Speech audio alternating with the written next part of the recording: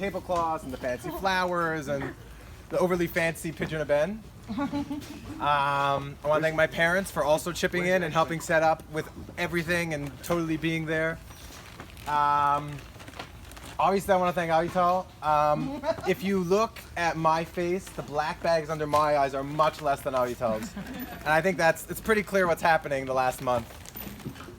She stays up with him all night, and it's phenomenal. But like, I try to help my best, but she really is an amazing mother, and Usher's a lucky guy. So I listened to a shir from Rav Eitan Feiner on Pidyon HaBen, and he mentioned a very funny thing. He mentioned that Pidyon HaBen, what are we doing? What exactly are we doing? We're redeeming the firstborn. So not many people know what that means, but it's actually a very joyous occasion. There's a famous chazal that says that everyone here eating this Suda, it's as if they're eating at a Suda, it's as if they fasted 84 days. That's how much simcha they accomplished at this Suda. So that's good. I mean, that doesn't mean you can skip the next 84 fast days, but you get the idea. It's also, some people have the minhag by Pidyon HaBen, I think we said it, but to say the bracha of simcha b'mamono at the Pidyon HaBen, which is generally reserved for weddings, which is obviously like the height of joy of many people's lives. So, and then there's another chazal that say that there are those who hold that the simcha of a Pidyon HaBen is actually greater than the simcha of a bris. So now Rav Yaakov the Sforno says that the redemption that we did today was to take him out of the Olam HaKedusha and to bring him into this world that we're in right now. So Rav Yaakov Kamenetsky asks a very simple question. He says that, I mean, that doesn't sound like such a joyous occasion, right? Our whole life we're striving to get close to HaKadosh Baruch Hu, we're striving to get close to Hashem.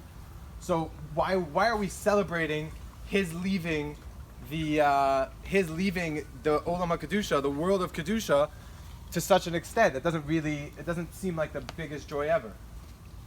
So Yaakov Kamenetsky explains that in Yiddishkeit we don't shun this world. We don't shun the mundane world.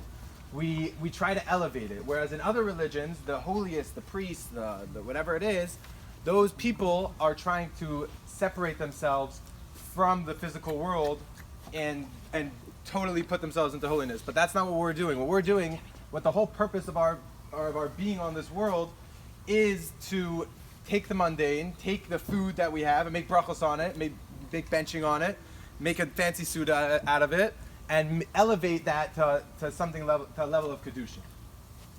We see this also in Shavuos.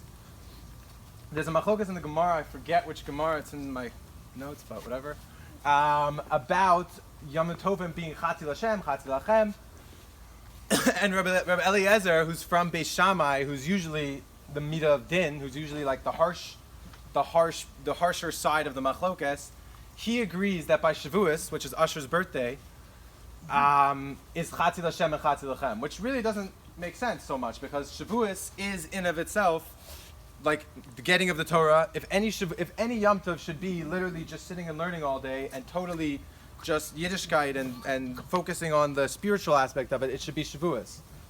But the idea of Shavuos, and everyone agrees on this, is that, I mean most people I think, is that Chatzil Hashem, Chatzil Lachem, that you take Yom Tov meals and you don't just learn the entire Shavuos, you also take Yom Tov meals and you take the mundane and you uplift it into something beautiful. And that's what we accomplished here today. And I really want to thank you guys all again for coming and being part of it. And hopefully every Shavuos, Usher can internalize this message and uplift the mundane and live an amazing, happy life. Amen.